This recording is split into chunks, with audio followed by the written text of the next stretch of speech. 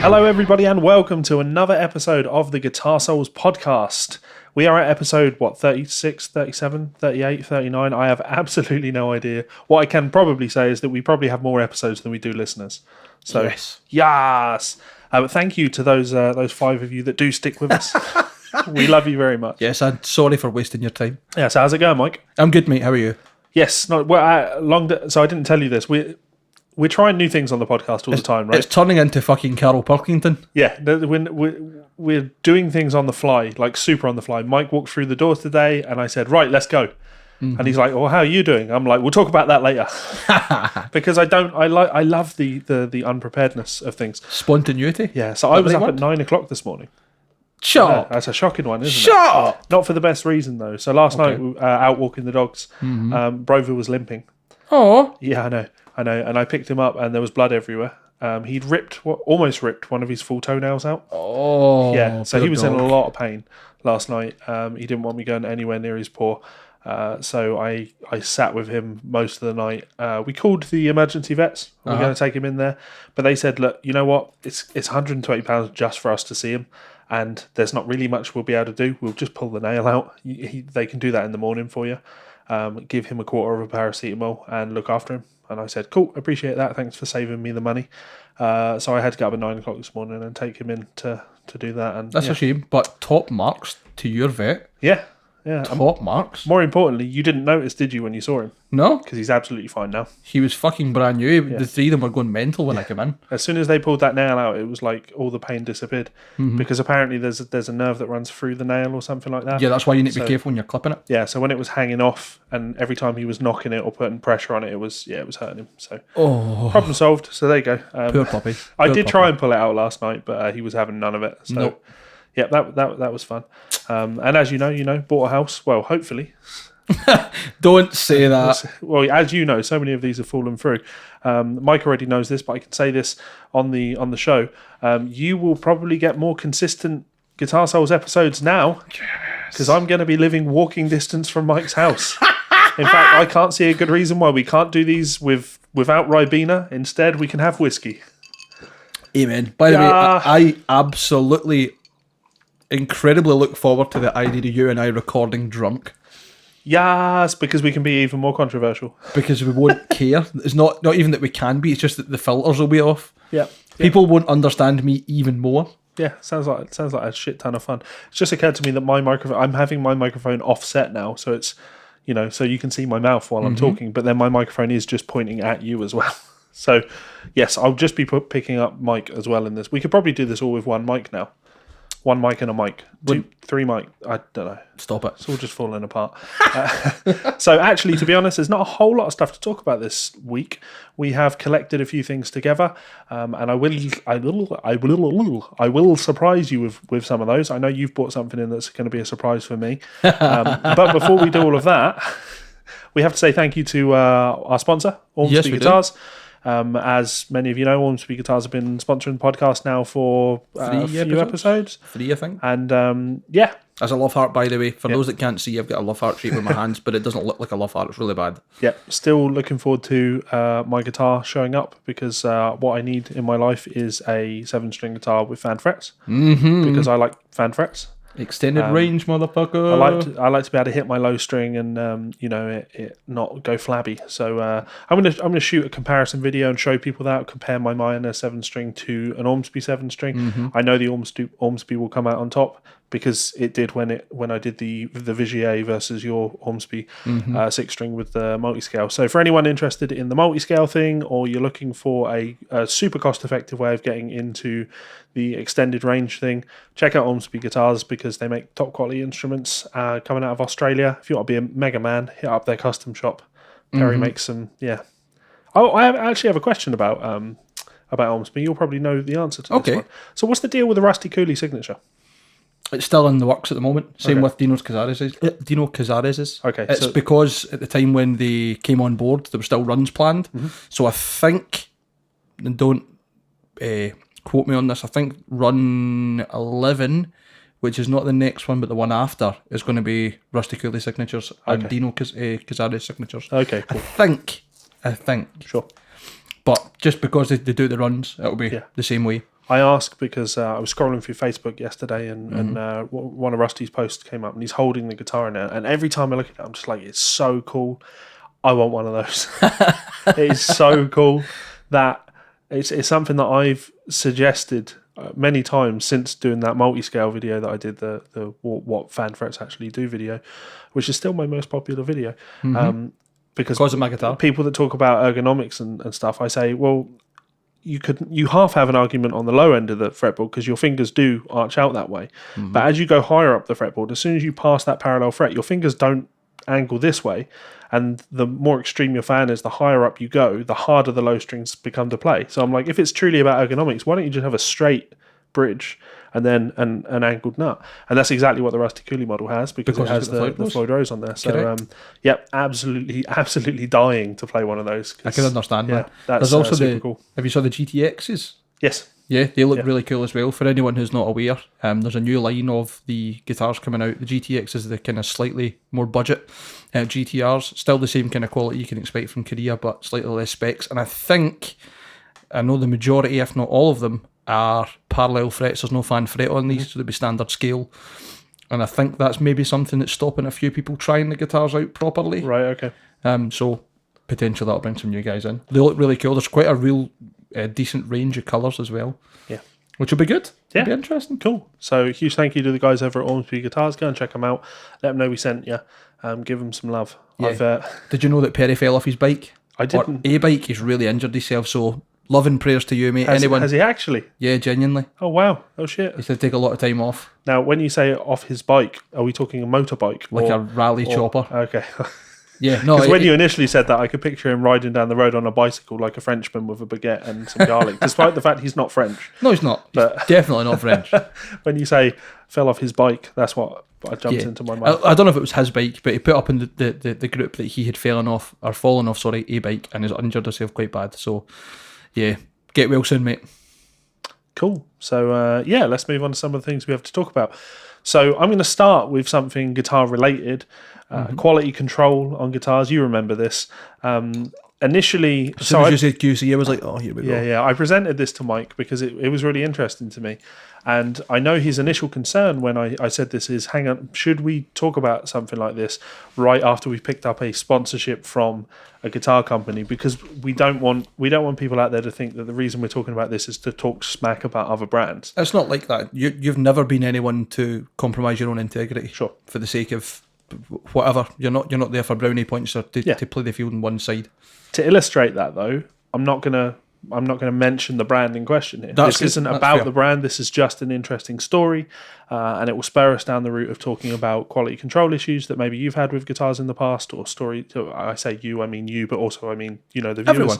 The listeners, because I think they're always interesting stories, not just because of some of the crazy shit that can happen with a guitar, but also to see how well and how poorly some brands can deal with those issues.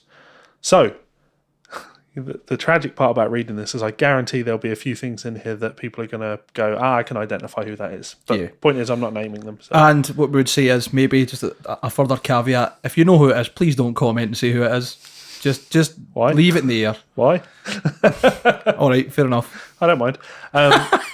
Anyway, so the guy that posted this will go unnamed as well. I just saw this in one of my groups on Facebook.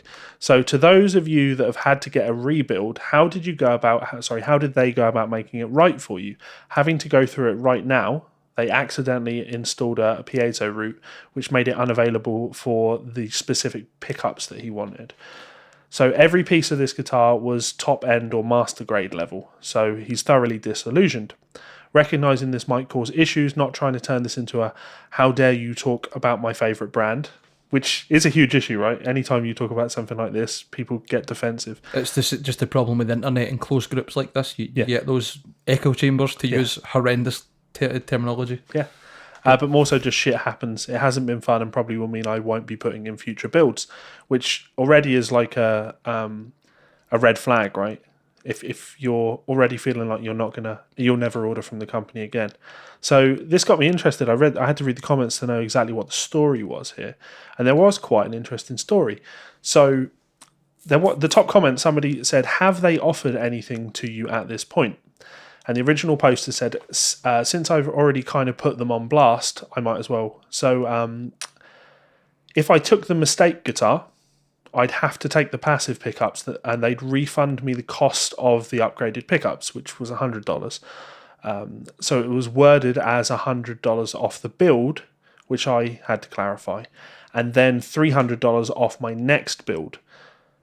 The thing is that I didn't ask for the piezo, and it means that I can't get the pickups that I signed up for. If I took the rebuild option, 0 concession whatsoever, and the 300 is kind of pointless when you haven't really done much to make it right, so there's an assumption that I would continue making orders with you.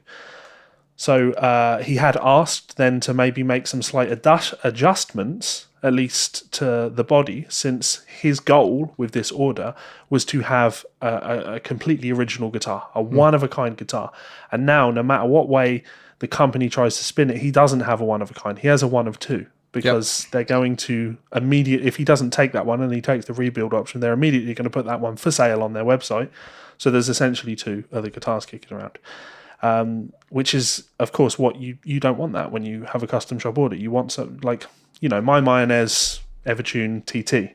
I ordered that, and then 2 weeks later I saw that somebody had ordered something very similar, and it was just sold in Guitar. And when I say very similar, it didn't have the Evertune. I didn't have the True Temperament frets, but it was a Mayonnaise with the Regis model with that finish on it, which is a custom finish for the Regis. They don't offer that as standard. So immediately I was like, that's a shame. In fact, I saw that guitar for sale in one of the groups recently. He was looking for trades on it, and I was doing everything in my power to try and trade with one of my guitars with him, so I could keep them both, keep the finish as my own. So yeah, he suggested that option, and that option was denied, which already seems pretty shitty. So he asked for an in-stock guitar equal to the value. So there was a particular model which was $4,700, which is roughly what he spent for his custom shop order. And that option was denied as well. This weirded him out, as it would save them the build time, and they'd also recoup some of the costs from the mistake build, which is absolutely true. So he goes on to say, at this point, I'm just kind of over the process. I took the rebuild, but with 0 wiggle room. It's just, cool, we screwed up, but you're on the hook for it. Which is totally true. Now, of course, the brand in question, the fans are known to be loyalists. So someone did respond and say, you say that now, wait till you get it in your hands. And the guys just responded with, I know for a fact that the day I get it, it's going straight on Reverb. Yeah, and that's like within a minute of it being posted, that reply's landed. Which is, not what you want, is it? To me, this is PR disasters, right? You've got to look after your fans and customers. Especially when you fucked up. This isn't someone just contacting mid-build to say, oh, can you do this for me and that for me? I know I didn't ask this in the original file or whatever, blah, blah, blah. This is, okay, to make things right, could we maybe compromise and get in a... No. Yeah. No, you want us to rebuild it for you? Then we'll rebuild it. You get absolutely nothing out of the deal unless you order another guitar from us, in which case we'll give you a little discount on it. Why don't you give me that discount now? Yeah, for the guitar that you fucked. Also, I'm going to have to wait an extra, 4 months? Who knows how long. I'm going to, it's completely unacceptable. Now, I don't want it to feel like I am going on blast with this company. So to illustrate that, I am going to highlight issues that I've had with orders that I've made in the past. So you remember my 7-string Vigier? Yes. The green machine, Emerald Weapon. I had to send that back after I had it for a month. Okay. I knocked the headstock on something, and it didn't chip the lacquer. No, hang on, did it chip? It put a tiny chip in the lacquer, which wasn't that didn't bother me. It wasn't like, there's a chip in the lacquer, I want this fixed kind of thing, because that was my fault. But what I noticed is that as soon as that chip happened, the entire top level of the lacquer on the headstock started to peel away, and I could literally flap it up, like it was flapping away. And I was like, this isn't right. So I got in touch with them. That's quite unusual. Yeah, I got in touch with them, and they said, you know what it is? We've been having some issues with our lacquering recently, and we're using a new compound now because we are getting some reports of peeling of the lacquer, which obviously is unacceptable. So how do they go about dealing with that? Well, as you'd expect, they said to me, "We'll collect the guitar from you. We will take it back. We'll get it fixed, and we'll get it sent back out to you." Could I expect more than that? Not really. Like, you could be an asshole and be like, "Oh, I want compensation," but no, don't be that guy. yeah, like it happens. They dealt with me in a way that I felt was satisfactory. Yep. Same as when I ordered my 7-string mayonnaise from that wasn't direct from the company, that's from a shop. But there was an issue with that when it turned up. It was advertised as baritone. It wasn't baritone. And there were 2 options the shop had, right? I said, this isn't what I ordered. They could either have turned around and said, how can we make this right? Or they could have said, well, that's unfortunate. Cool, send it back. Both are valid options. One of them will result in me considering using your business again, and one of them will not. And I was happy with how that one panned out. I got a hefty discount on it, and yeah, cool. To be fair, the company in question are pretty good. They do understand customer service and looking after people. I think that's why they've got so many repeat customers, and any business surviving, especially music retail in this day and age, online and on the high street, must be fucking nightmare material. And they still do all right. Yeah. I mean, I think they're the biggest in the UK, not to name them, but... Do you know who I bought my 7-string from? Yes. I don't. I certainly wouldn't think it's one of the bigger retailers in the country. It's not the one in Glasgow. It's not. I thought that's who you told me it was. No, it's not No, okay, sorry, my misunderstanding. No, then, all right. It's a smaller company. Sorry, my misunderstanding. I was pretty certain you said that's who it was. No, I got the Hydra from Guitar. I thought you got the 7 from there as well. Ooh. No, it wasn't? Okay, sorry. No. Well, Guitar, I'm bigging you up here and you're not even involved in the story, so... Robert, if you're listening, I expect a pack of strings next time I come in. Actually, I guess on that front, there was an issue with Guitar with my Hydra. So they gave me the wrong case for it. Oh, okay. Which wasn't an issue for me. No. I never even noticed. It was like 3 months after I'd ordered my guitar. They come to me and they send me an email and they're like, Levi, can you check the case for that guitar? Because we've had a customer buy the other Hydra that we had in, and the certificate of authenticity in there has the serial number for what we think is your guitar. And we think you have his certificate. And I checked and I was like, oh yeah, you're absolutely right. Yeah, cool. So I said that I would send the certificate back to them so they could pass that on to him. And they said that they would send me out my certificate along with some strings, so a couple of packs of strings, which suits me. I sent that to them and my certificate never showed up. Oh. So they sent it to the wrong address. They sent it to my old address because they had that on file. Fair enough. Did you get it back? I got it back. It took quite a while to get it back. Not from the original address. Mine has had to make a new certificate for me. Oh. Which, again, cool. Guitar fucked up. They sent me complimentary strings, and mine has made it right by issuing another certificate. So easy, isn't it? Yeah, easy as that. Just look after your customers. It's not rocket science. Yep. There's a problem. There's a solution. Yeah. Have you had any issues on this front, either from orders that you've made or you've worked in retail, right? So have you seen customers in situations like this where they've ordered something and not been happy? Oh, too many to mention, but we'll not go there. Me personally, not too much, to be honest. You know yourself, I'm pretty bad for buying things second hand. True. So anything I have bought brand new, I've usually had perfect experiences. Just, there you go. Cool, thanks. That's perfect. That'll do. Yeah. I can't think of any times I've had any real issues with customer concern or someone not making it right for me. Certainly not when it comes to music retail. I've had plenty run-ins with people in call centres. That's always fun when you guys have fucked up. No, we didn't. No, here's the evidence. That wasn't us. Here's more evidence. Right, maybe it was us. Yep, and now I'm going to the ombudsman because you fucked up more. That kind of stuff. Yep. But nothing really QC-wise and stuff. Never really been unfortunate enough to fall on that side of it. And for anyone else to be unfortunate enough to listen to me moan, because I'm pretty fucking good at it. Yeah, to be fair, you often tell stories of, well, it's not even that you tell stories. I get to view you in those stages of your life where you're in an ongoing battle with whatever company it happens to be. And it's never really a battle. It's more like when will they realise that I'm going to win? Yeah. There's only been once that hasn't happened, and I was very pissed off, but that happens because I took it all the way to the end, and I think they just went, this guy's been a nuisance. We need to just nip it in the bud. I had a situation like that actually with EDF Energy years and years ago. Funnily enough, it was an energy company that had problems too. Yeah, well, energy companies are a pain in the arse, right? I used to work for one. Don't throw things at me. I did win that one in the end, and not for any reason other than it got to the stage where I was so flabbergasted by how bad the treatment I was receiving was that I just sent the CEO an email. It's funny you say that, and this is maybe a pro tip that you shouldn't do, but people will do anyway because it works. If you ever look to make a complaint about anything with anyone in the UK that you have had serious problems with, or that you don't feel as if you're being recognised, if you write to the CEO, any of the chairman, or the executive office, which seems to be like the head of complaints or head of customer service, you will more often than not get anything you want. Yeah. When I worked in phones for you, we had a customer who came in and took a contract out at, I think it was £20 a month, and got a BlackBerry Curve, like the cheapest BlackBerry you get. Sure. The next day came into the shop and said, "Oh, I've spoken to the CEO, I have to get an iPhone."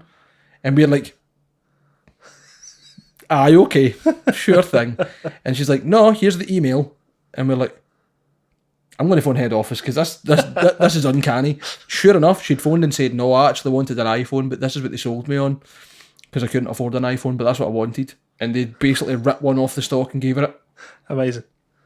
Absolutely madness. And it's not that hard to do. Like, but at the stage of my complaint, because I dealt with several people at the company via email, I understood how their email structure worked, the naming conventions for their emails. Dead easy. And yeah, so I just looked. I had a letter in the post from them, and it had our commitments to you and bullshit. And I saw the CEO's name, and I was like, I bet if I type it this particular way, it will go straight through to him. First name dot second name. Yeah, exactly.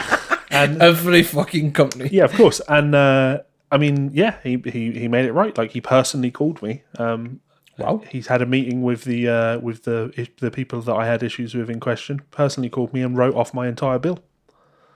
So yeah, it can work. So the guy, I'm not going to name the guy, but the guy that's in this situation, there has to be a way to make this right for you beyond paying for the thing you've paid for. It turning up, then you having to sell it and take a loss. Yeah, that doesn't sound like a good scenario for anyone, does it? Yeah. It's ruined this person's perception of the brand, clearly. And well, it's ruined the customer experience for him, and it's also ruined the potential for that company to keep a good and loyal customer who's interested in buying. That spent nearly $5,000 on it. Exactly. Yeah. And who would, obviously this was meant to be a once in a lifetime guitar, as we mentioned, but that doesn't mean you wouldn't have other once in a lifetime guitars in the planning. Yeah, of course. Or even, well, I've got the dream guitar. What else have they got that comes out of stock? If this is amazing, something else is going to be just as good. Yep. Shame. While you were saying that, actually, it did occur to me, I did have one more experience, and it was with the dream guitar. It was with the Miners, the Regis with the True Temperament and the Evertune. Tell me. They rattled that out for me. They did that so unbelievably fast. When I ordered that, I was told it was going to be 13 months, and it was about 7 or 8. I remember you saying that, like, oh, that means I need to pay more, like, quicker, because I'm going to get it something like quicker. Yeah, exactly. I'd planned to need this money in 13 months, and shit, now I need it. So they worked incredibly fast on it. And then maybe 2 months before it was finished, I got an email from my guy over there, and he was like, look, I've just gone and checked on your build, and there's been a mistake. And I was like, right, tell me more. And he was like, you'd ordered a black back on it, hadn't you? Because I don't like the natural finish backs on the Regis models. Well, at least the like ash bodies, where it's very pale backs on them. You can kind of see it on my 8-string there. It doesn't bother me at all on this one because it's mahogany, so you've got a darker back on it. Get you. Whereas that one, I wanted a black back on it, right? It'd be quite a high contrast considering that's a really dark purple and blue as well. Yeah. So I can see why you wouldn't. Yeah. So he sent me a picture and he was like, "Look, they finished it without the black back on it." And I was like, "Right, what are my options then?" He said, "Well, we can either send it to you like this. We'll knock a chunk off the guitar, and obviously you're going to get your guitar a lot faster than anticipated. Or and he said, don't feel bad for picking this option. They're more than happy to do it. He said we can send it back to the shop. They will strip it down and they will get it exactly how you want it. The downside is it might take them a little bit longer to get it done. And I thought about it, and I'll wait. I'll wait because I want it to be perfect. And it still came in under time. So the under promise and over delivered then. Yeah. Even with that mistake. Yeah. Having said that, I shouldn't be putting that out there as a kind of put your order in there because they'll always under promise and over deliver. No, of course not. But in that scenario, it worked. Smashing a wait time as much as they did there for me is unheard of. I don't know how they managed that, but obviously massively appreciate it. Friends in high places, eh? Yeah, exactly. Boom. So cool. Let's move on to gatekeeping. You had a rant about this the other day, and I haven't watched the video yet, but you were getting pretty heated. Mildly heated, just because I'm not going to make it about that video. No, of course not.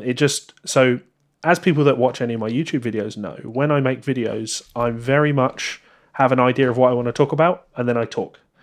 I don't script them in any way, shape, or form. Nope. I don't even give myself talking points. I just know what I want to talk about, and I just talk. This is what this is becoming. Yeah. I love it. It's great. Sometimes that means that I will I'll record for 10 minutes, lose my train of thought, and go, fuck it, I'll start again. And then take it in a completely different direction. So towards the end of this episode, this rage time, there we go. Towards the end of this rage time where I'm talking about gatekeeping and assholes gatekeeping communities, I pointed out that I guess actually on the last episode of Guitar Souls, I was kind of gatekeeping the country community. No comment, because that's exactly what I was thinking when you were talking there. Yeah. So, but you didn't necessarily gatekeep. Exactly. It wasn't a "you're not welcome." It was appreciating the distinctions between the two things. So I wanted to talk about that song because I've been hearing it everywhere since. Yes. I heard a pensioner whistling it in a shop the other day. No doubt, it is everywhere. Yeah. There is literally a viral video of him going into school. Is it Lil Nas X? Lil Nas X, yeah.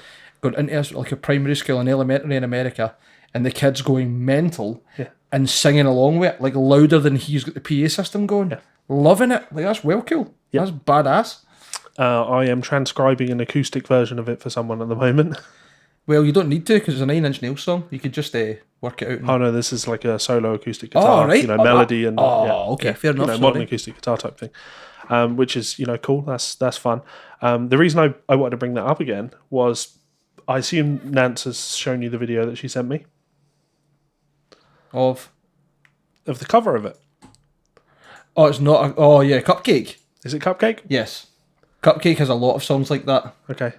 Can I introduce who Cupcake is then? Gonna take your dick, put it in my hole. Yes. Yeah. Ride till I can't no more. Yeah.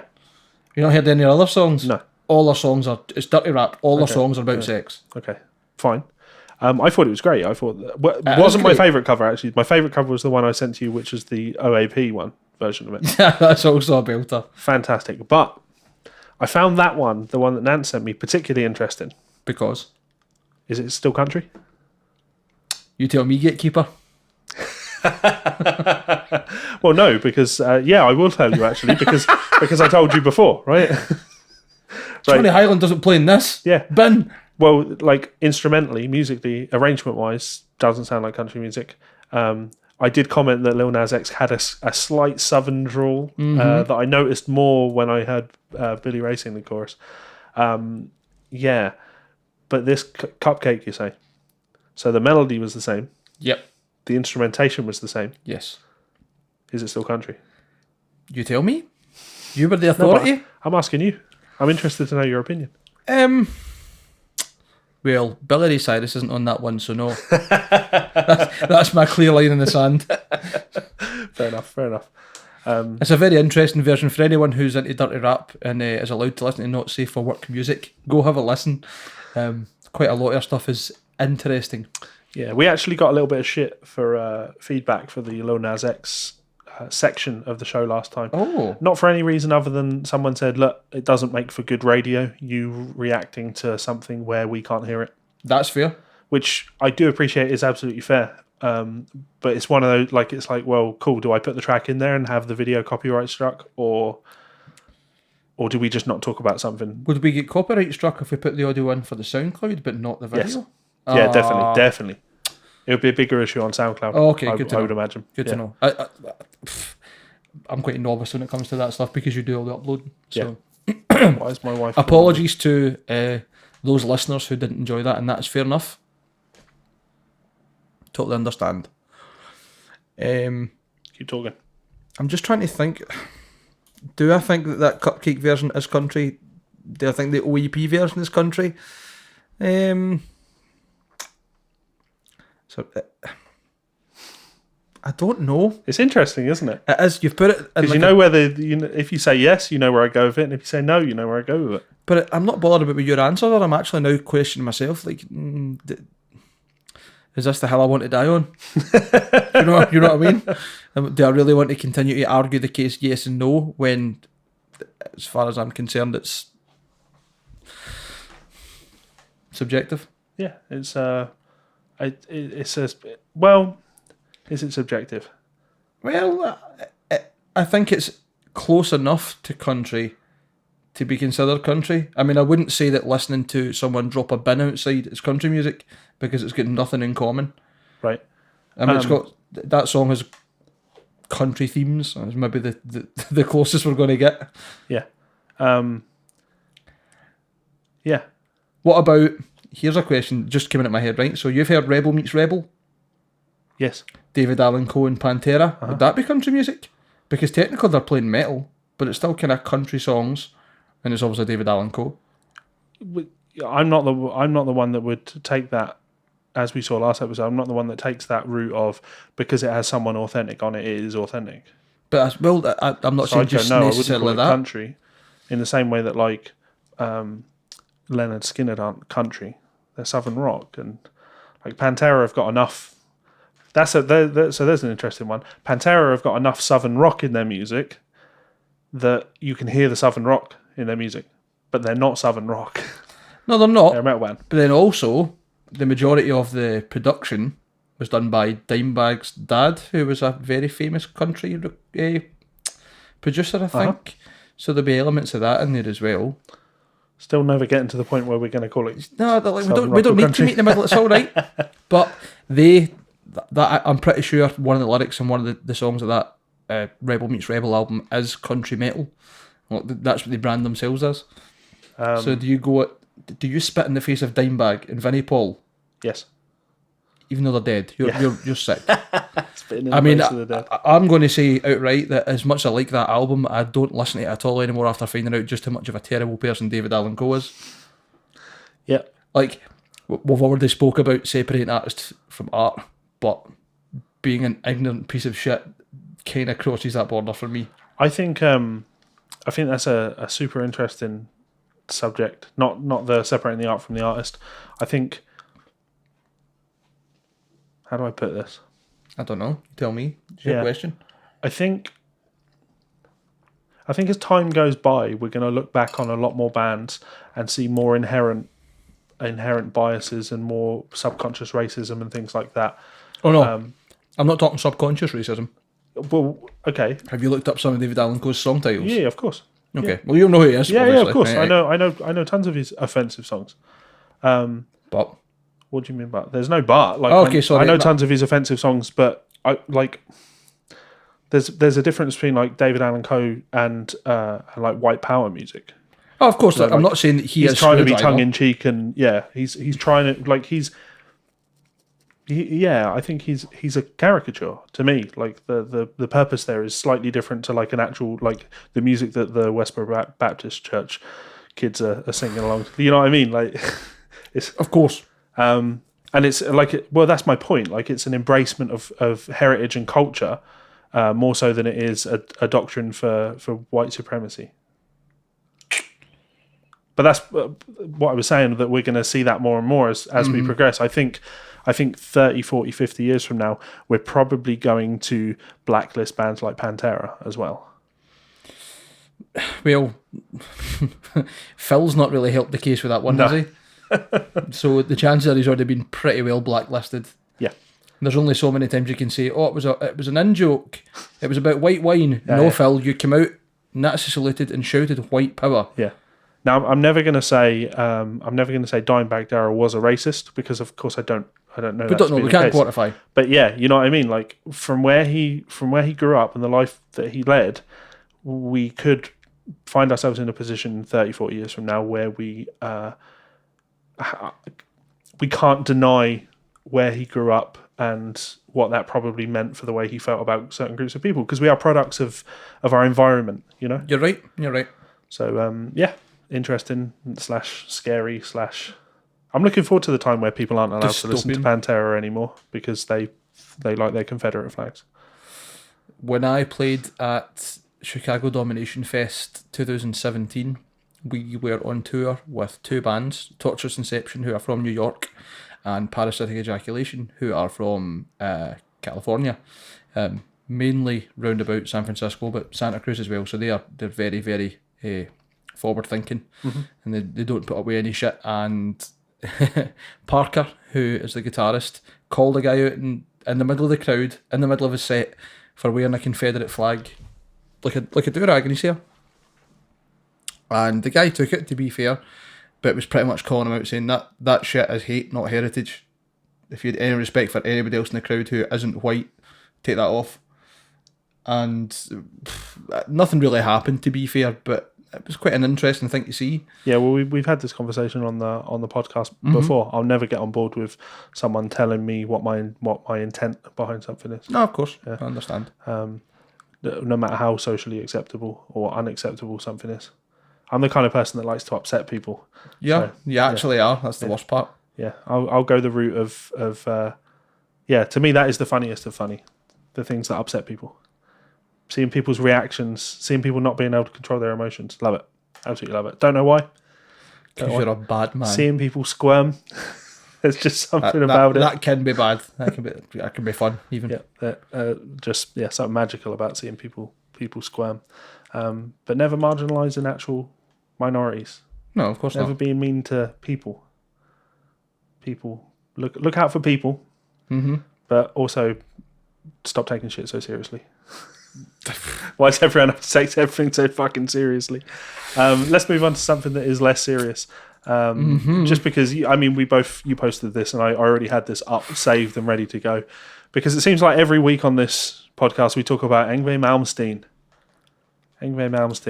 But he says so many stupid things. Yeah, you take the lead on this.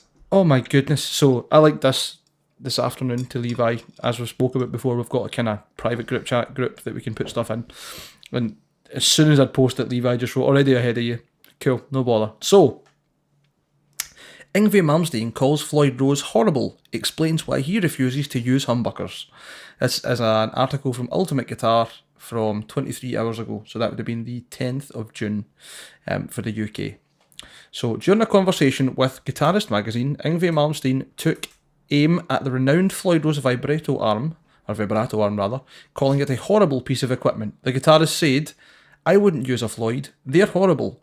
What they do is cut the neck off at the nut. All the harmonic response is in the headstock of an electric guitar. Anyway, I never understood why you would need one. My strats don't go out of tune." Now, I don't know about you, but my headless guitar has got plenty of harmonic response without a headstock. Yeah. Because, I don't remember any of the harmonic nodes that you ever use being past the nut. It's a really interesting one because we do know from recording that the string space behind the nut makes noise, right? Of course. Because we mute it. We tape it up to keep it quiet. Mm-hmm. And that is totally... That makes no sense to me. I don't understand how that... I can observe that it does, but I don't fully understand it. In what sense? That how it affects the overall sound of the guitar? Or how that resonates through where you play? Yeah, well, I don't see how my pickups are picking up sympathetic string resonance from behind the nut. Because that will still vibrate the guitar in the neck enough that the strings past the nut will vibrate too, I would think. No, I'm not saying, you're not talking physically, you're talking... I'm saying that they do, I know that they do vibrate, but it just surprises me that the pickups do pick that up. But point is, if we can observe that is the case, if we can observe that is indeed a fact, then he must be right. No. He must be right. Why would all the harmonic response of any guitar be past the nut? Okay, maybe I'll rephrase. Please do. Because I wasn't actually looking at the quote when I read that. All right, all the harmonic response, but no, of course not. No. But it's an odd contributor. It is an odd contributor. Of course it is, but having a Floyd Rose locking nut doesn't change the fact that the strings still vibrate on the headstock. It just gives them a slight more space. I have a headless guitar. Like, I'm not sitting here saying that like locking nuts or headless guitars are silly. I know. I love a headless guitar, but I'm just refuting what Yngwie says because it's nonsense. Well, in my opinion. Oh, you're just looking for an argument now? No, I'm really thinking about it. I'm Okay. really thinking about it. Well, you keep thinking, and I'll read the rest of that. Well, I don't own any guitars with Floyd Roses on them. You know, anymore. Haven't for a very long time. Do you need to lock when you lock the strings down? I would imagine that probably does kill all the vibration behind the nut. Not all of it. Quite a lot of it, but not all of it. Okay. It's got more control over the resonance than a standard nut. Right, okay. Because there's a further space to isolate both sides. Yep. You think about it, your nut's what? I don't even know, half a centimetre, less than that even. Yep. So the string will vibrate through no problem. Yep. Whereas if you're clamping down on it, you're not only giving it further space, you're killing the resonance. Yep. So, but the neck itself will still vibrate. There'll still be resonance through that. Yeah. And if your guitar's got a truss rod, which most do, then there's only a couple of brands like your VJ that just have the carbon rods, then that'll vibrate as well. Yep. So there will be resonance, but there will absolutely not be all of the harmonic response. Yeah. Yngwie, shut up. I think it's well established that Malmsteen talks out of his arse all the time. You only need to, we talked about it literally on the last episode, you only need to read his autobiography to see that. I would never use pedals, signature pedal. Yeah. Oh no, I would never use a pedal that needs power. Yeah. Yeah, there's your 9-volt signature pedal there, Yngwie. Yeah, but I guess when I read this, I say I see what he said. All the harmonic responses in the headstock of the electric guitar. So I don't agree with that, but it's hard to put it into a sentence. It's hard to phrase because he's talking nonsense. That's why. But surely we can acknowledge that a guitar with a headstock is going to sound different.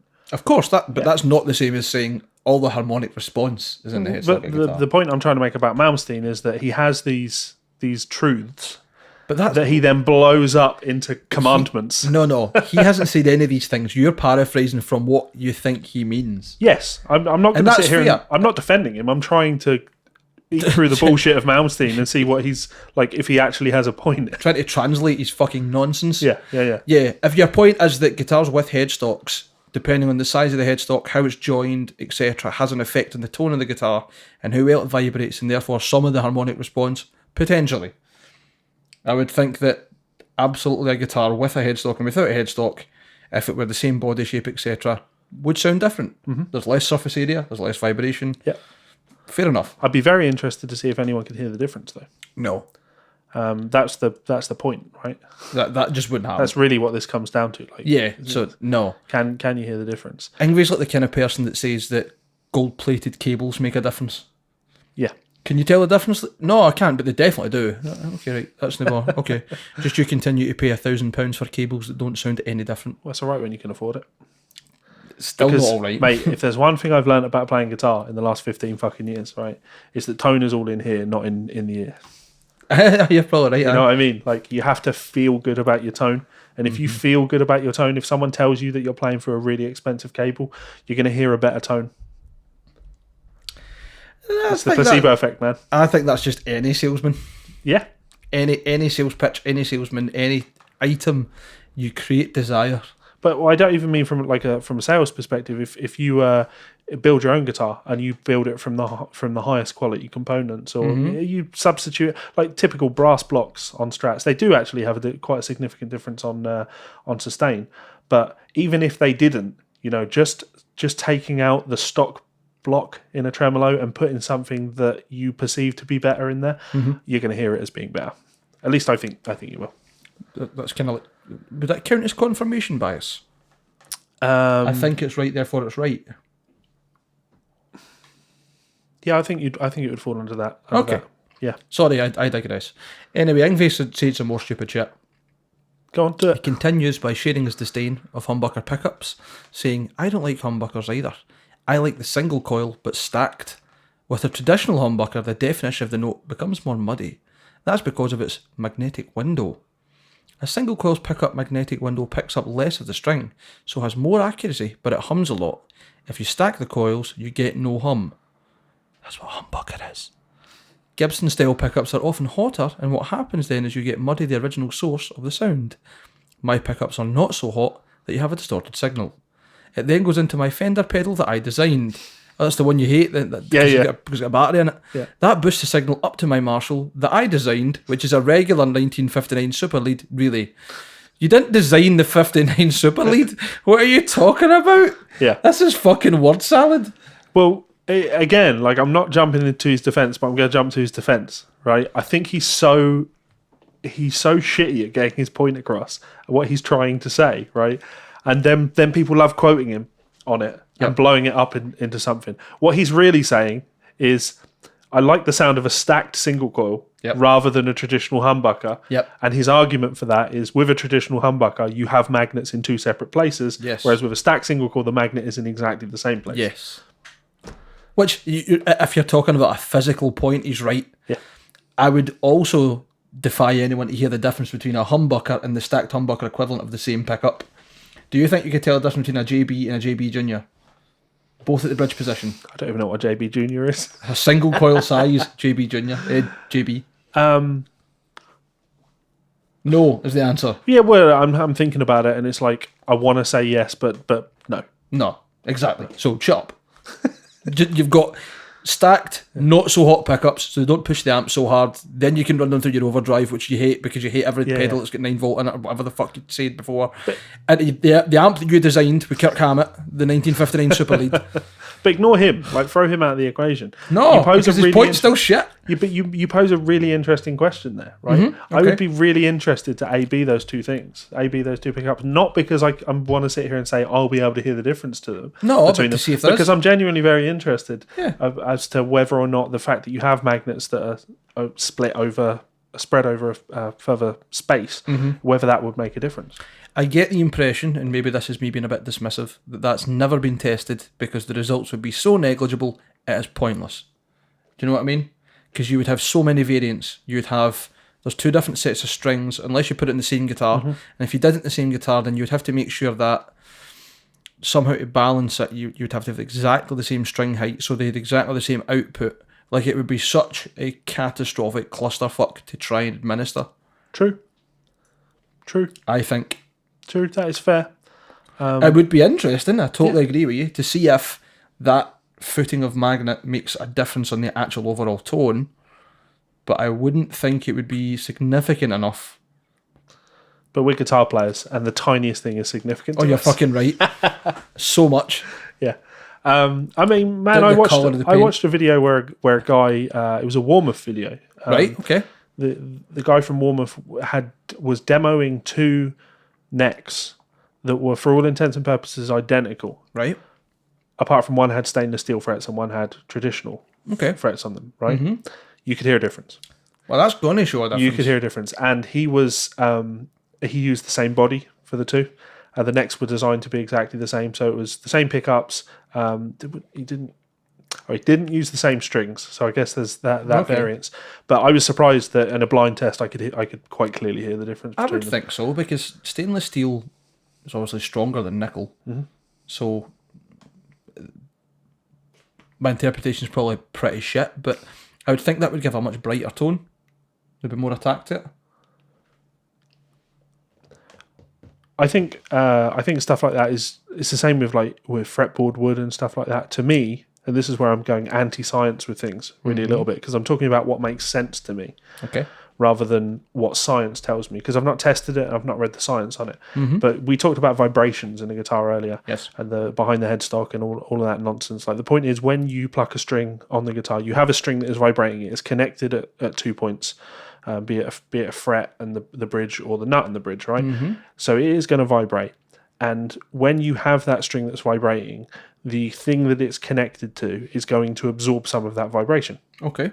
So I think, if you had a fretboard that was made out of glass versus a fretboard that was made out of sponge, you know what I mean? Like, if you have a fretboard that's made out of sponge, it's going to a neck that's made out of sponge. It's going to absorb a lot more of that vibration. Yeah. It's going to impact, to my mind, it's going to impact your tone. It's going to impact your sustain.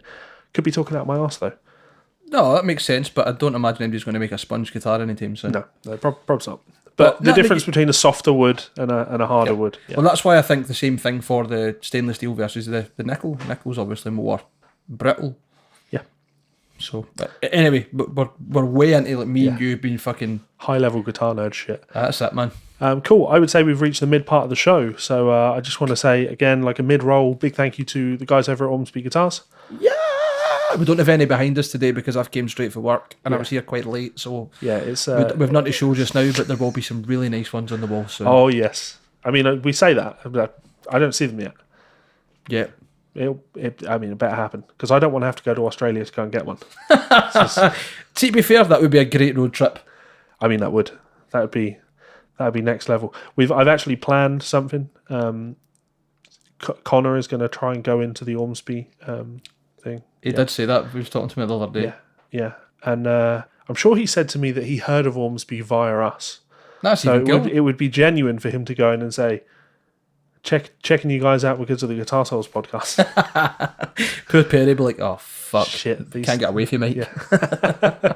This shit's actually working, damn it. But yeah, go and check Ormsby Guitars out on all social media, etc. I'm not much of an Instagram guy. I'm trying to post a little bit more on Instagram. I'm much the same. I tried to do it and fell away from it, and I'm trying to get back. Yeah. My problem with Instagram is, like, I post shit and people follow me, but I don't follow a lot of people. Let's have a lot. I follow, and this will have gone up. Mainly strangers in the park. 54 people. I follow 54 people on Instagram, and I'm constantly wanting to go through that and strip it down to fewer people. Because to me, it's not cool when... Cool is the wrong word, but when someone's like, I've got 15,000 followers on Instagram, it's like, yeah, but you follow 18,000 people. Your ratio is all wrong. But it's not about ratio, it's about social, like, connecting with people. It's not connecting with people, though, when it's like follow for follow. Because people aren't following because they're interested in... That's what happens, though. If you mismanage your social media and it's just a case of clicking people so you can get more on yours, but people follow you because they're interested in you. You're going to follow people that you'll be interested in as well. Yeah, but that's what you hope is always going to be the case. Whereas the kids today think, as long as my numbers are high, I get that. Yeah, I can go to brands and be like, I've got this many followers or whatever. So I try to not be as non-misleading as possible with my Instagram and genuinely only follow things that I'm interested in. But also, I'm a Facebook user. So I don't want another feed that I just sit and do this with, you know? I'm already addicted to Reddit as well. Like, Nancy said to me the other day, like, oh, you should definitely get a Twitter. And I'm like, no, that's too much. Yeah, it's the same way. I follow like 6 people on Twitter. Like, my Twitter is rubbish to look at because it's the same 4 people or 6 people over and over. But with Instagram, I kind of get it now. Like, just recently I did follow Ormsby Guitars. And I like... I love it and I hate it at the same time, because now I want to sit on my Instagram feed and just go through and see what new guitars people are building and shit like that. And it's a minefield, man. You're going right down the rabbit hole. It's just an amazing marketing tool, right? Because I see this shit and it just makes me, I want to buy that. Especially when you get good photos, and especially community photos, because you get people that take their guitars to beautiful places, or they've maybe got their own really good camera in a nice studio and like playing live. I love it, man. It's incredible. But yeah, it's also a complete drainer of any time and consciousness you might have, certainly for me. So what did you bring in for me? Funnily enough, you mentioned Reddit. I received a message on Reddit the other day. Right. When was it? 9 days ago, right? Okay. And when I opened it, I was at first horrified, Okay. but also it's I'm fucking excited. Oh mate, I can't describe it to you. I'm gonna. You want to read it off my phone? You read it. No, you need to read it because Okay, fine. it's just you will like it. I'm sure. Right. So I'll preface this. Right. So I got a message, and the title was possibly the first Guitar Souls fanfic. Right. So I'm going to read the first part, which is like the kind of disclaimer. Is it erotic fanfic? Just wait and you'll see. Okay. And then you can read the rest, right? So the first line is, 2 beers and a B&B, a gripping tale of love, life, and friendship. Disclaimer, the following literary work is very silly. All characters included are entirely fictional, and any perceived resemblance to any real persons thereof is entirely coincidental in nature. Now, the person did say that you would know who they are. I know who this is. I know exactly who this is. Right, yeah. I've already mentioned him once on the show. Yeah. Yeah. So when I messaged them, like, thanks. Yeah. You put a lot of work into that. I was like, there's only one. Literally, if you go through this, there is one tell that this is a person that doesn't actually know us, because everything else is starkly and frighteningly accurate. Right? Not just us, but other people. Okay. You might spot what I'm talking about. Okay. But okay. It's a fucking. Now I wish. Oh Jesus. Oh God, it's long. Okay. Is it? Okay. Cool. Yeah, it's interesting. We'll do it. So I'm going to preface this as well by saying I wish our podcast was more popular, for the sole reason that this is the type of thing that I would read out, and then someone would do an animated accompaniment for it. It might happen. Justin Roiland, get on the ball. Well, you fucked that up by fucking his name up. I know. Never talk to you again. Fuck you, Jason. Okay, so food for thought. After a long, tiring night of passion, there was always one thing able to get Levi Clay up and ready to go in the morning. The soothing quell of a quick swig of whiskey tended to calm the nerves and shake up the body a bit. On this particular morning of June the 1st, 2020, Levi helped himself to a slightly larger than normal slug of the good stuff, as the evening prior had been a particularly arduous copulatory endeavour. Fair enough. Bow chicka wow. But his respite was brief, as an interruption, somewhat of an inconvenience in fact, had manifested itself in the form of one of Levi's guests making an unexpected appearance in the kitchen. The term Levi's guest may require some explanation. He's put a lot of time into this. You need to. So the more you read it, you're more like, wow, this could be like published. Yeah. You see, some time ago, Levi had transformed his house into the hottest bed and breakfast spot in the West End of Scotland. Guests flocked from as far as Aberdeen through London to have a night at the famous Guitar Souls B&B. Himself and his business partner / long-term lover, Mike McLaughlin, had in turn found this to be a most lucrative business exploit. Anyway, as I was saying, Levi didn't really make an effort to hide the bottle of whiskey. After all, he couldn't care less about what his guests thought about his habitual morning swig. Ah, Professor Yeaterson. How did you sleep? I know who it is. Levi asked, in as polite a voice as he could put on. This is Jordan Yeaterson. The professor closed the kitchen door behind him and pulled out a chair with a small table and sat in the middle of the room. He sat and stared intensely at the floor. Furrowing his brow and fiddling with his hands, he spoke very carefully and deliberately. Well, it depends on what you mean. I can just hear the voice. I can't do a Jordan Peterson impression, so I'm not going to. Anything you'd like for breakfast, Jordan? Inquired Levi, cutting him off. Do you have any lobster? Sure thing. It's great, absolutely great. You've not even started it yet. It gets so good. Would you like that with or without a side of caviar and golden truffle shavings? Snapped Levi sarcastically. Well, it depends on what you mean by. I will quite mercilessly omit the following spiel about the question of mortality, a rant about Dostoevsky and the Dragon of Chaos, and instead skip onto the more important part of the story. Part 2. A disruptive influence. I mean, gee, this is so long. It's so good. Keep reading. Because there's going to be bits that you're going to be like, what the fuck? By now, all the guests were up and had had their breakfast, and Yeaterson had checked out. And there were only 2 guests remaining, a Mr. Lancelot Benidorm and Mr. Toast in a Basket. Right. Levi was conversing with them and the guests in the living room when Mike came taking calls. Have I misread that? Levi was conversing with the guests in the living room while Mike was taking calls in the next room over.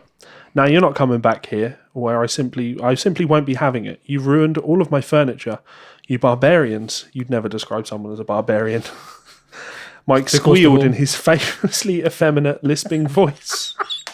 Excuse me for 1 second, gentlemen, Levi said, addressing his patrons and getting up to investigate the kerfuffle. I've never seen someone write the word kerfuffle. Thoroughly enjoy it. It's good, isn't it? Kerfuffle. Yes, very good. It's even spelled right. That's the best part. Someone's done their homework.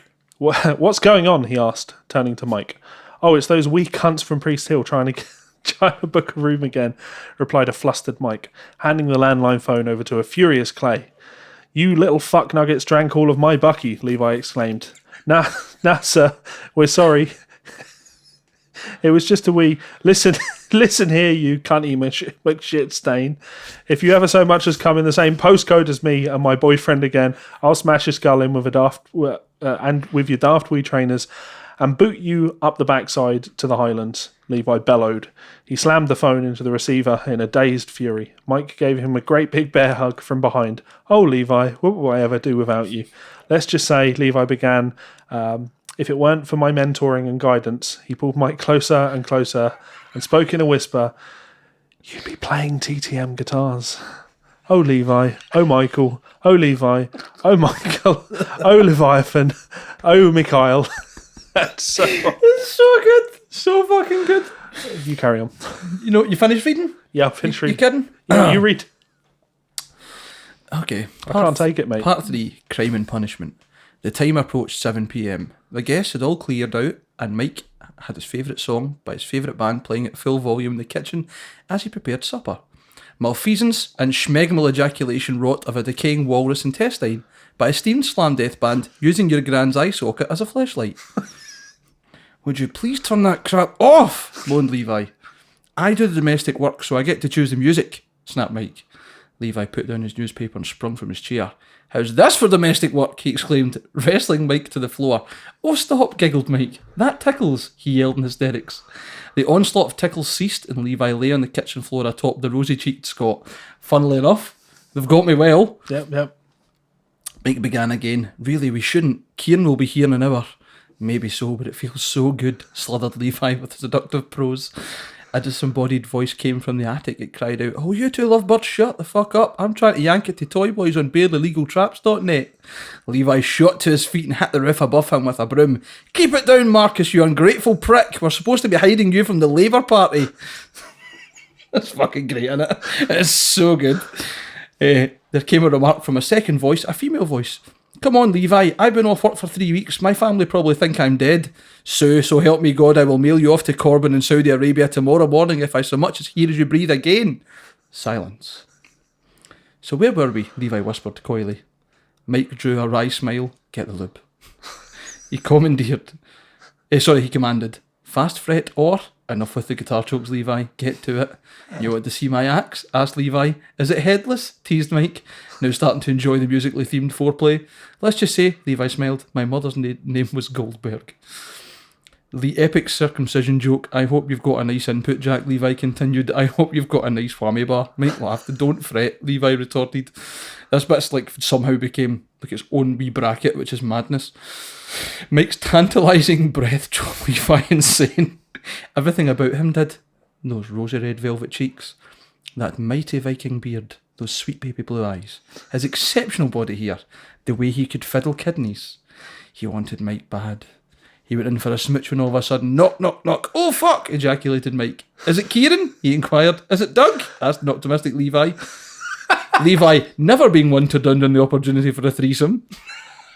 Is it the cops? Wailed Marcus Meekin from the attic. Woof, woof, woof, barked Brover. Javol, Herr Commandant, whiffed Buddha. Mike ran upstairs and peered through the curtains. Oh, fuck me, it's Nancy. What in God's name does she want? Mike came clambering down the stairs. Levi, it's Nat. But Levi was nowhere to be seen. All that was left was a hand-sketched letter scribbled onto a notepad and left to rest on the kitchen table. It was caught in the line of light from the window and shone brightly in the luminous haze. Time itself seemed to stand still. Mike, shaking, lifted it up to read, which was difficult through all the tears. It read, Dear Michael, I try now to honour you with the dignity you are owed. Through the confession of my ardent heart, you may come, I hope, not only to forgive me, as I beg you do, but grow to have more respect for me and yourself.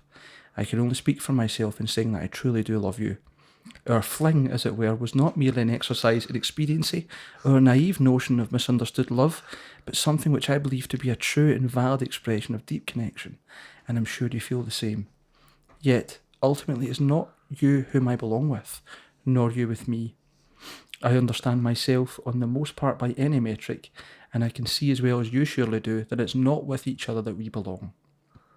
I ask not to have what we had before, nor do I be as bold as to ask to call myself your friend once more.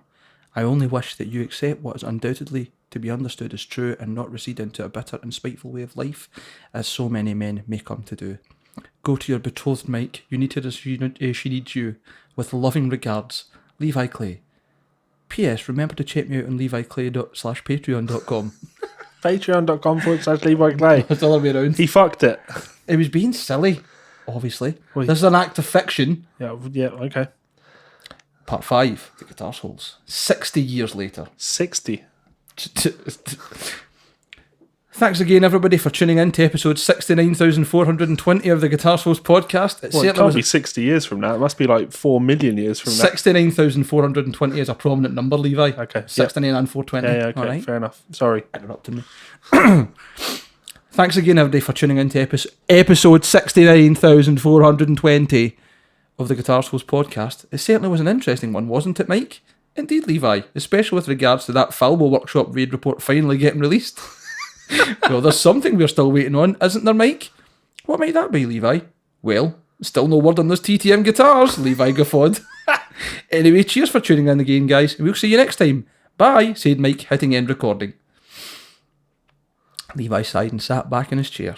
There was a knock at the door, but before a response could be made, the door swung open anyway.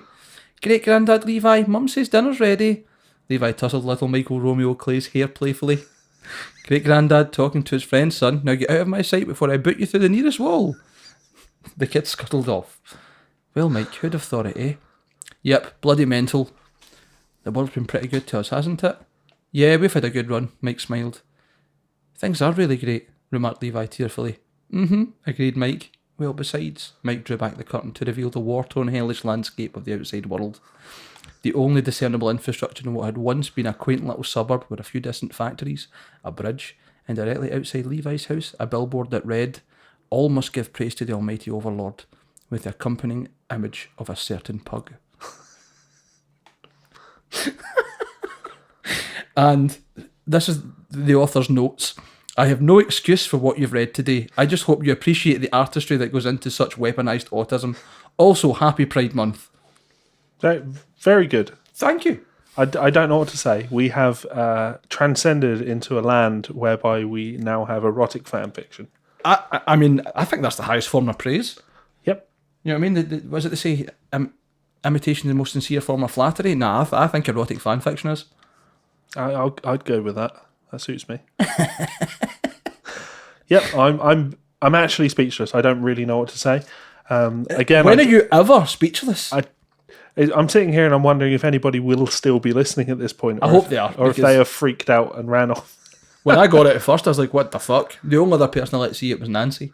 And then when I was messaging said person who sent the message, I was like, oh, I'm going to make Levi read this out and not tell him about it.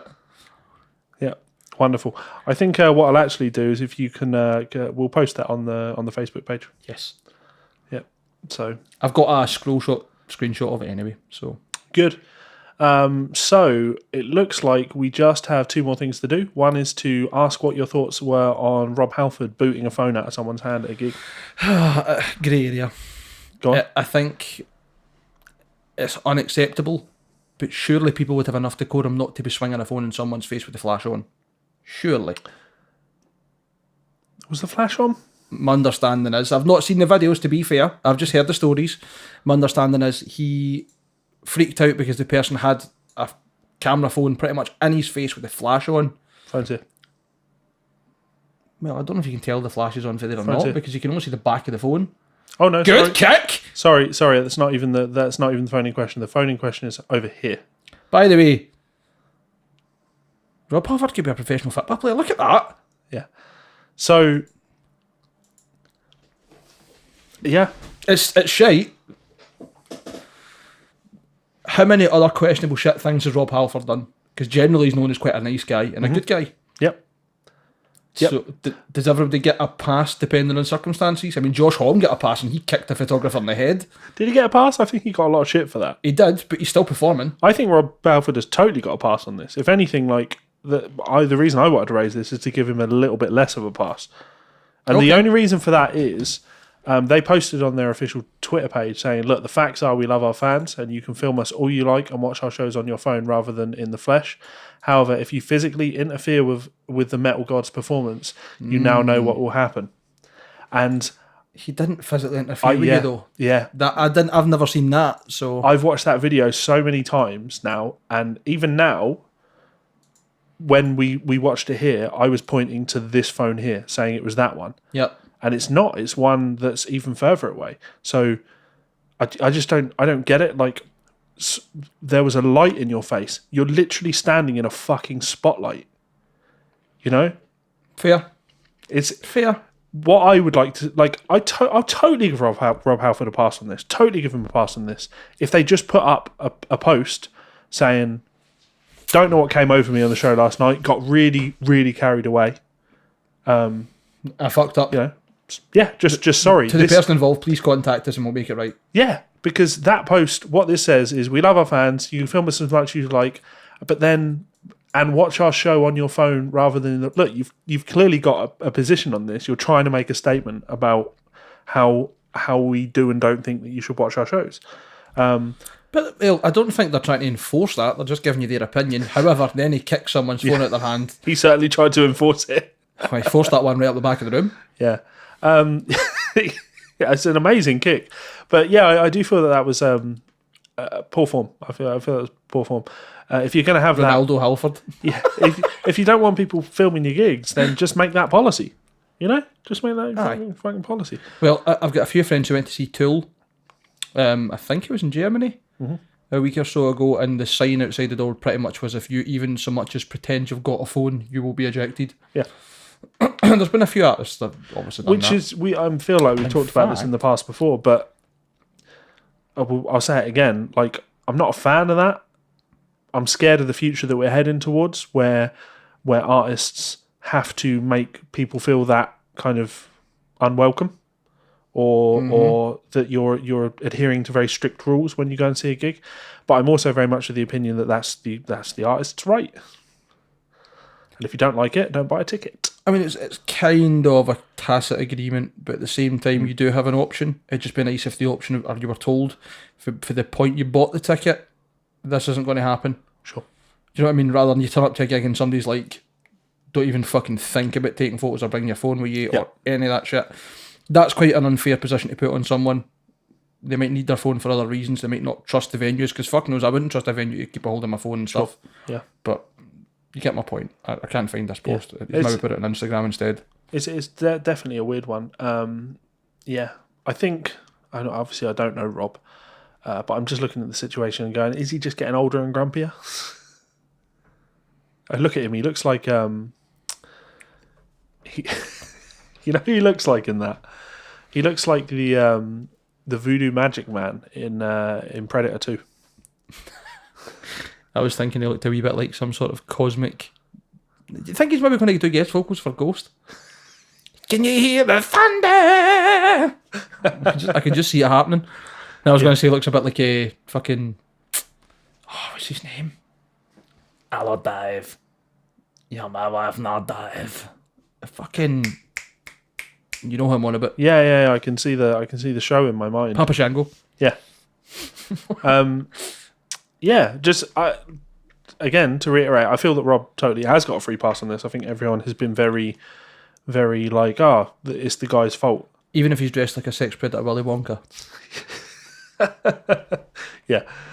Sorry, I had to get out of there. I did read a slightly more questionable quote from Rob Halford, and this was actually the reason I wanted to raise this one. So, is this the one about no one who's straight could do my job? Yeah. A straight man can't do my job. What a If quote. Freddie Mercury hadn't been gay, Queen would have been a totally different band.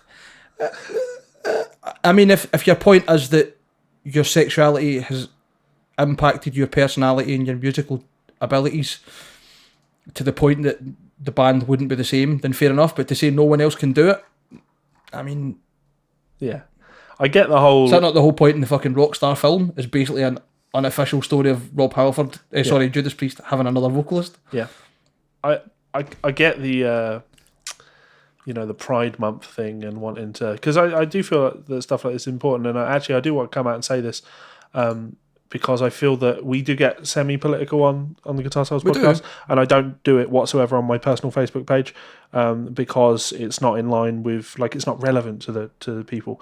I am a staunch supporter of all of this, and I actually have to hold my hands up and say I've been very wrong in the past, because I've been very anti-feminism, not for any reason, not because women don't deserve equal rights, because I'm very much of the opinion that yes, women should have equal rights, and I'm glad they have them. You know what I mean? That's always the position I've taken, and I've kind of felt the same about the Pride thing. I feel that we progressed to a point where it's this isn't a fucking issue anymore. But actually, in the last couple of months and weeks, I'm starting to see. I'm totally wrong on that. I'm totally wrong on that. Way more of an issue than anyone realises. Yeah, yeah. Women are getting a fucking hard deal in America right now. They're supposed to be a developed country. In fucking Ireland? Yeah. You can't miss the fact that in the same fucking set of borders that we've got, there is even, not even, sorry, it's not competition, but just as bad and just as serious issues. Yeah. It's fucked. It's clandestine. I do appreciate that it is a very complicated issue, and I do you have... Well, here's how complicated it is. Can you take organs from a dead body without that person's permission? No. You have the term pro-choice, and you have the term pro-life. We never use the alternatives, do we? We never say anti-choice and anti-life. But essentially, when someone is making when someone is making a pro-life argument, we have to understand that they are trying to come from a position that they do think is morally correct. Are they going to adopt the child? You're getting upset. I understand. I get upset by these people. I understand. Me too. I understand that it's a ridiculous. It's a very, very complicated subject. It's a very, very complicated subject. It's not a black and white subject. It's not. Either party want to feel it is. I do feel that most people are on the pro-choice argument, and I think that's definitely the right one to be on. Because it's even when you take the morals away from it, bodily autonomy should be upheld at all points, and that's it. Yep. I don't care what your opinion is on whether that child's going to have a good or a bad life, or it begins at conception and blah blah blah. That's okay. You're allowed your opinion. However, bodily autonomy, deal with it. Can I come over and punch you and cut your leg off? And no, I have to do the same on the Pride thing as well, because to me, being straight, it's a non-issue in my mind. Yeah. When I think anyone that's saying we need a straight Pride month, and immediately I look at that and go, that's ridiculous, because I don't need any time to take pride in my sexuality, because my sexuality is just what it is. Have you seen the people who are attending the straight Pride? I imagine there's maybe 2 of them. No, it's literal neo-Nazis. Okay. People with literal swastika flags, right, okay. Literal armbands with the swastika on it, walking, sea-kiling, and... Oh, okay, yeah, no. So I did see that. I also think that's very, very interesting. And I think that's something that everybody should be learning a very important lesson from. Because again, I took the position of stop calling people Nazis. There aren't groups of literal Nazis out there, right? Yes, there are. Fine. Absolutely fine. So then I go, okay, so there are groups of literal Nazis out there. Do you know what that means? Stop calling everybody Nazis then. Call them Nazis. Call them Nazis and actually deal with an actual problem, rather than either rallying people to their cause. But I've been in a position where I've literally lost work because enough people have called me a Nazi. I'm currently sat here and I'm talking about gay and trans rights and body autonomy for women. I definitely don't fall in that Nazi category. No. Stop going out there and calling fucking everyone Nazis, because evidently, to my own fucking horror, there are actual Nazis out there. Yes. Deal with that. And I think you raise a good point as well. It's almost like an easy way to disengage from politics, because it's fell so extreme on both ends of the spectrum. There's no one really is a centrist anymore. Everything that you do that's... No, I don't mean that as in people aren't, but... Yeah. The minute you say anything that's remotely leftist, bang, you're far left. The minute you say anything right, you're far right. Yeah. So, I thoroughly enjoy being someone that can point you at plenty of evidence of me being called both. It happens. I know it's totally off topic, but did you see Ben Shapiro on Andrew Marr? Loved it. Absolutely loved it. Called him left wing. Yeah, loved it. Loved it. Absolutely, yeah. It just showed how much of a petulant child he is. Yeah. And I loved every minute. It was great. Anyway, sorry, I'm totally off topic.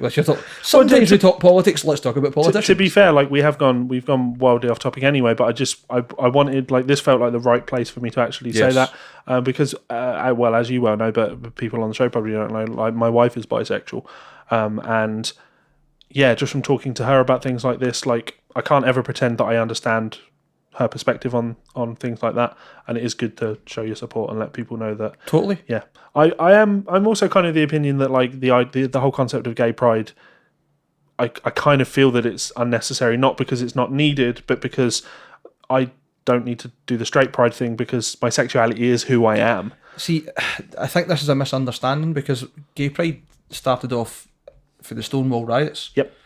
So I think it's just shifted from being a remembrance of that, fighting against the state and asserting power, and saying we are not a silent minority to be beaten and to be ignored and to be tread upon. Like, we are fucking citizens and humans like everyone else. Yeah.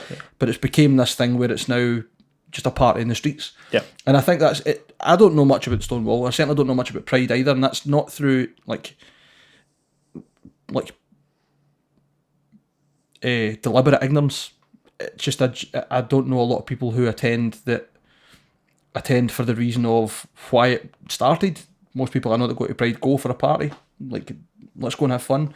Yeah. And the same people that I know that maybe go to like Polo or Delmonico's in Glasgow, which are both gay clubs, whether they're gay or straight, and that's cool, that's fine, but at the same time, like, do you know the significance of it? I don't, so I stay up the road because it's not my place.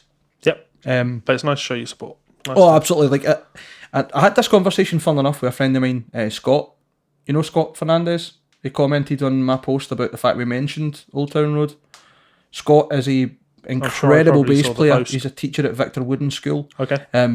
Incredible musician. He's decked for every band you can imagine. Like, not kidding. Anyway, Scott and I were talking about using the terminology feminism and using the terminology ally, and we had kind of aligned on the idea that for a lot of things that you want to show support for, my specific was feminism. I don't tend to call myself a feminist because I don't want to be seen, because I don't think I am, but I don't want to be seen as co-opting into something and taking control of it. And, well, I'm a feminist. Like, what good is a white man's voice in a feminist movement?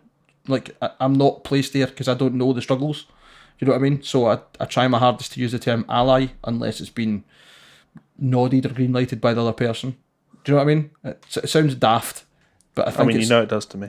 Of course, but my point isn't the terminology. My point is knowing where you fit inside those issues. Mm-hmm. Do you know what I mean? Like, it's not I'm a straight white male, I'll barge into the middle of this and look, oh yeah, like, no, that's inappropriate and it's shit. For me. Yeah, no, I don't agree, but okay. Well, just purely from the logic that if you've got a group of people that are saying that straight white men have all of the power, why not fucking barge in there and go, you know how I'm the one with all the power, let me get this fixed for you. But that's not the same as what I'm talking about. I'm not saying don't be assertive and don't join as an ally. My point is not to co-opt or be careful not to co-opt and make it look like it's about you. It's not. Well, no, yeah, but I wouldn't ever, I'd never say that you're ever making anything like that about you. But I understand that some people absolutely would. And that's my point. Because those people are looking for that. Not necessarily. Some people also feel a bit displaced. I mean, think about it, right? Imagine... I don't have any other way to describe it, like, because every analogy or whatever I think of will be silly. But if you are a person who's constantly being wittingly or unwittingly tread upon by a certain group, right? So let's just be as literal as fuck, right? So obviously... I'm English and I live in Scotland. Yep, okay. Says you that said your house is a principality in its own. When you come in here, this is Little England. No, it isn't. Stop it. That's a quick way to get yourself lynched down here. And yeah, exactly. That Not illustrates my point. That's why I need my sovereignty. You've had no hassle. Yeah, I living in did. Scotland. Yeah, I did. I won a Sharon's parties. Off who? Off some. Sorry, I went broad Scottish there. Yeah, you did. Off some, I don't know, fucking geography teacher, some absolute waster. Right, and was said banger ejected for the party and told to go away? No, I know because it's me. I went from being friendly to ridiculing. Brilliant. That's even the better. typical. It's under. I get it that you're still angry at me all these years, and I still own you. You can call me master if you like. You're a bad bastard. I'm a bad man. Yeah, what can I say? As I said earlier, I like upsetting people, but yeah. Can you imagine a lot of? Funnily enough, just as you mentioned that, right? Oh, he's cracked out the big guns. Yeah. Can you imagine how some people might react? Not everyone, and how it might look if, for example, the year goes on.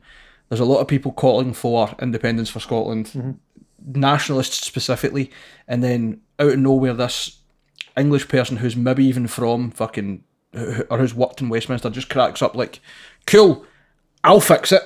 Like, right? So is this about you or is this about the cause? Do you fit here appropriately? Do you understand why we're trying to achieve this? Do you know what I mean? Like, if that person went in and presented a case more accurately, then maybe. But But prior to that, there's going to be someone stood there gatekeeping, saying you're not allowed in. are you? Definitely not I'm me. the only English in the village. Yeah, definitely not me, because I'm very much a believer of if you're in a war, your army needs soldiers. Okay. And standing there and saying you don't understand the struggle behind what we're fighting for. It's like, you know what? You're probably right. I probably don't understand, but I know that I want to be on the right side of history. And if you let me hang around, if you have me around and just let me get a better understanding of things, like I'm already on your fucking side here. But not everybody takes everyone at face value in that respect. True. That's just my point. Anyway, we all need fodder for cannons during war, so everybody join the army and just get shot to bits. Yeah. So well, no, because I'm going to continue to be the centrist. I'm going to sit on the fence and point and make fun of everyone. Get caught in the crossfire. Surely you'll be between the two fences if you're centrist. You're in no man's land. Yeah, absolutely. Yeah. Just Levi was wee principality. Yeah. Fuck off my land. Yeah, get off my pure English land. Right, just to close things up. In the heart of Motherwell. I know. It's all right, I'm moving. I'm setting up another principality. It's bigger. We've got more land now. I'm expanding. That's good. I like it. I picked out a Total Guitar issue. This is initially, on first inspection, you look at this and you go, why? But actually... That's why. Yeah, Justin Hawkins of the Darkness on the cover of a magazine. This is such a timepiece. This is 2006, so this is prime, certainly for me, this is golden era nostalgia. Even though I didn't have this particular issue, when you look at the content of this magazine, there is nothing that will get me more nostalgic than what's in this magazine. Both positive and negative, it will take me back. So just the one issue, there were a few things in here. New Guns N' Roses out in March. Yeah, New Guns. It felt like you'd get this story every 3 months or so, but this it did come out in 2006, right? Pass. And this interview was actually with Slash. So this was Slash saying that the new Guns N' Roses album. All right, okay. So this is right close to the actual release of it. But also, lots of people for the band had said lots of things about the album over all that time. So, yeah. But again, just on that nostalgia kick, like you remember reading this all the time. Oh, fucking yeah. Guns N' Roses new album's coming. I wasn't even bothered about the album coming out. I wasn't a massive Guns N' Roses fan anyway, but it just went on that long, reading it in the magazine. Oh, it's coming. It was just like... It became a meme before memes were memes. Genuinely. It was the pre-meme meme dream. Riff of the month, Eminem's Lose Yourself. Okay. You hear that and you immediately see the guitar tab and you're like, oh yeah.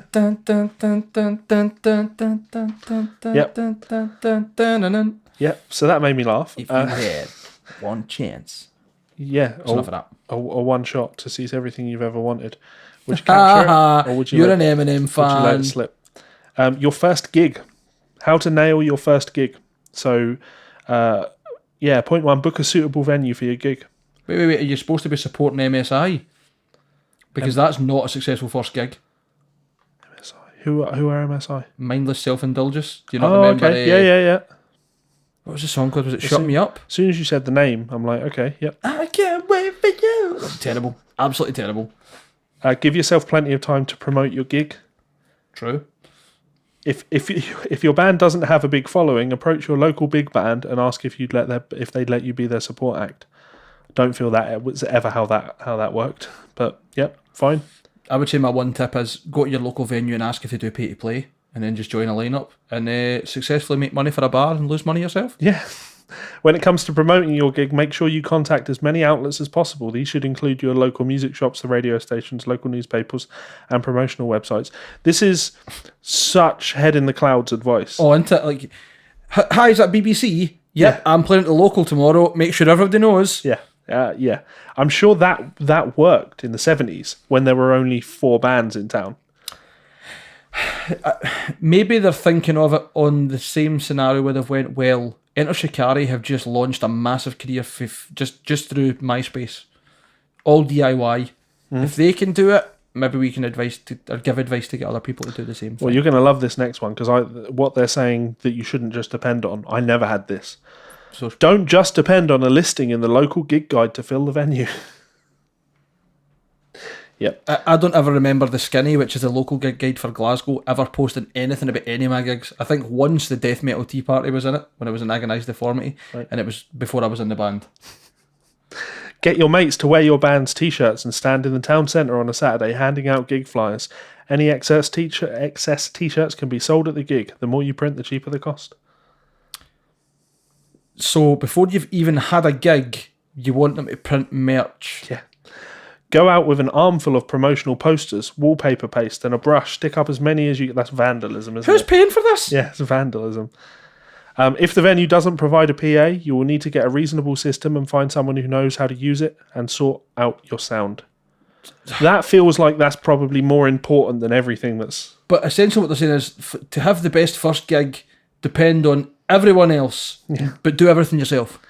Playing gigs cost money. Try and keep tabs on how much money you spend and see how much you can charge on the door to at least break even. You need to charge everybody £200 by the time you've paid everybody for the fucking t-shirts and flyers and time for being in the fucking street and the phone bill for phoning the BBC and fucking routers and RT and God knows who else. And then finally, be prepared to collect as much contact information as possible, especially email addresses from the punters who come to your gig. I always remember there being a mailing list at the fucking start of the gigs. Yeah. What a lot of shit. So there's some tips for you from the ACM, the Academy of Contemporary Music. They meant really well. Yeah. But nah. Don't follow this advice. It will not go well for you. You can try, but you'll lose a lot of money and a lot of time and a lot of hope. Yep. Good old Justin Hawkins, and there's a tab of I Believe in a Thing Called Love. Fantastic. Which is great. What a tune. 5 reasons why you should love Arctic Monkeys. None of those apply. No, thank you. There's a Before They Were Famous section, some Link Ray, some In Flames. I'm just skipping past all of this. I've never listened to Link Ray, but my understanding is he's the kind of godfather of overdrive because he poked holes in a speaker with a pencil. No, that's the Kinks, Dave Davies. Was it? I thought it was Link Ray, and it was actually in Guitar. I read that. Maybe not this episode. See what they say. Or issue. I say that every fucking time. No, okay. So Link Ray is the father of the power chord. Ah, okay. Yeah. As soon as I look at that picture, I'm like, Link Ray, power chord. Yeah. A tab for Alice Cooper's Poison. It's exactly what you need in your life. Anybody sent that to Nita Strauss yet?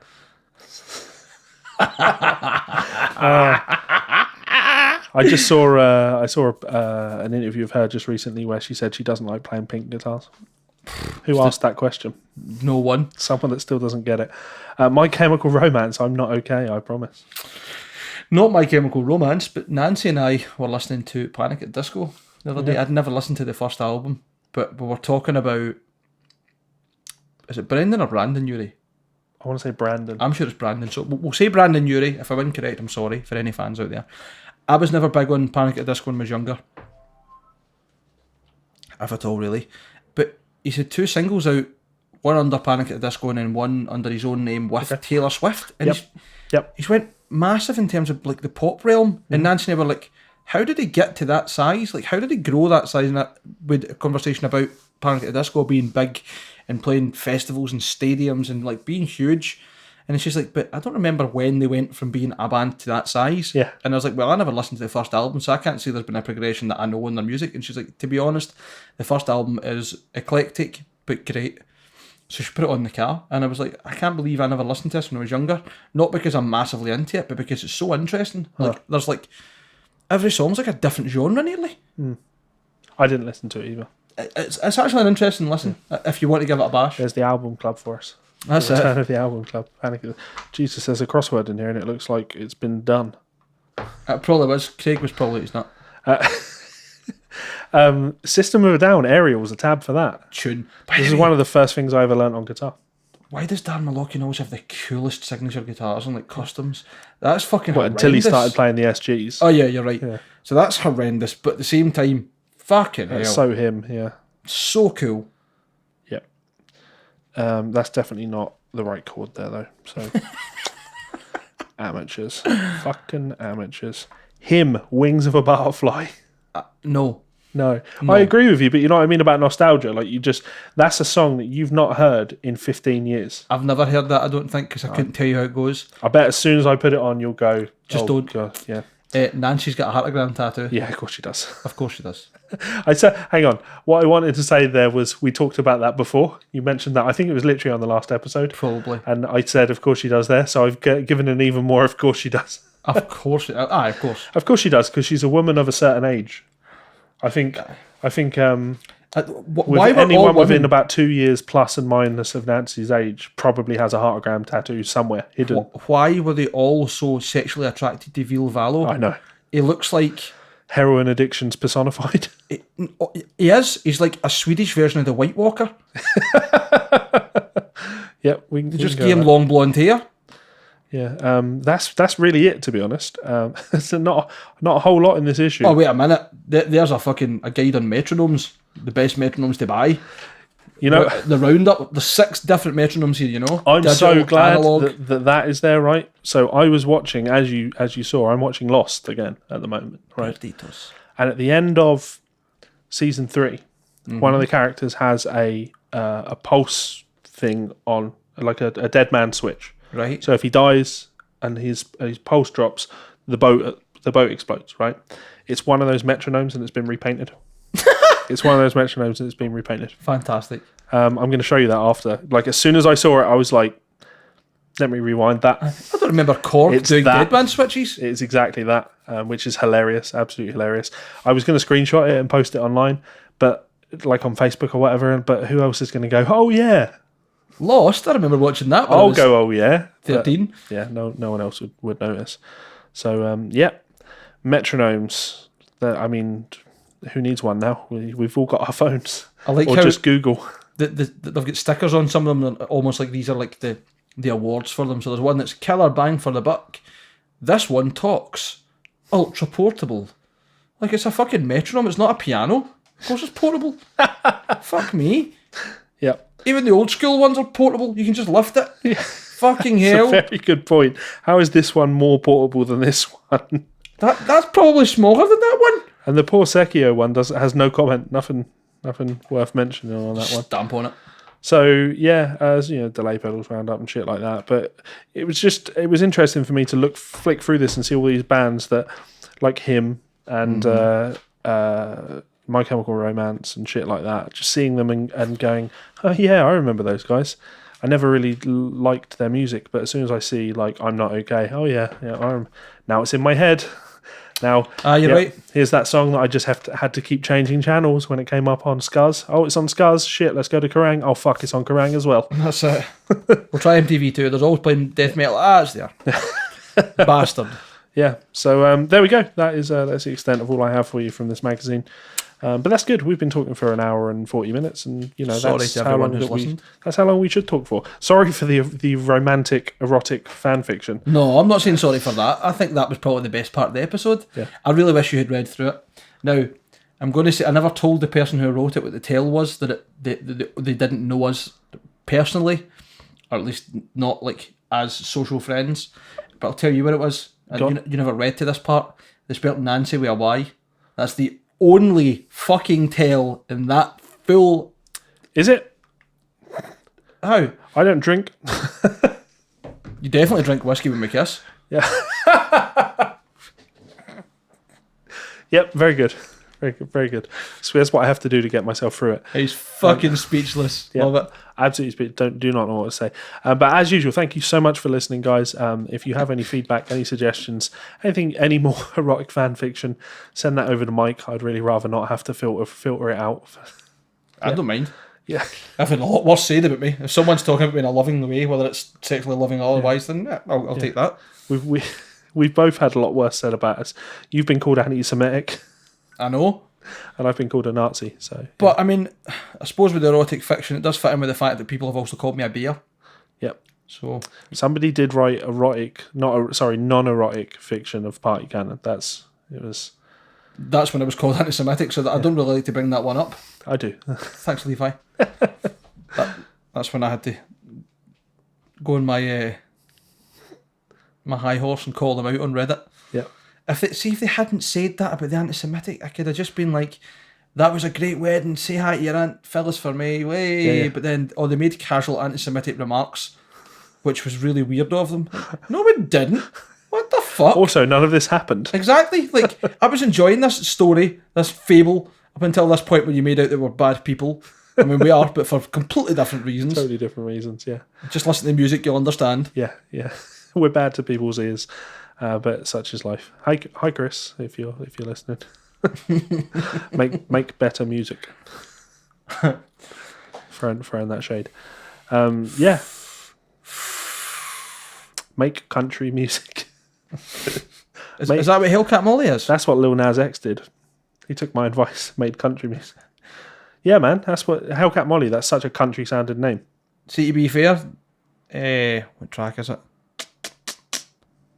Leaving London's got the slide at the start of it. That could be. That's Lyle. That's not even me. That's country. That's Wild What? Yes. Wild Lyle what? Jesus Christ, easy for me to say. Yeah. The country superstar. Yeah, that's him. Cool. So thank you very much for listening, guys. Like I said, feedback and all of that stuff. Please do like, comment, subscribe, share. Give us reviews on your podcasting apps of choice. And yeah, we're always here. If you've got any questions, got any suggestions, we always do enjoy them. I like reading them, and especially that fan fiction. That was that was something else entirely. So you didn't even read it all, which is upsetting. I couldn't. Like I was getting to the point where I just couldn't stop laughing. You know, I knew it was just going to get worse and worse. Aye, you read it so calmly. That's because I've read it before. Yeah, See, when I first read it, Nancy was in the room. She's like, "What the fuck is wrong with you?" Yeah. I was like, "You need to read this. Yeah, you need to read this." Such is life. Such is life. Anyway, ready for the abrupt one? Nah. Until next time. Bye, fuckers.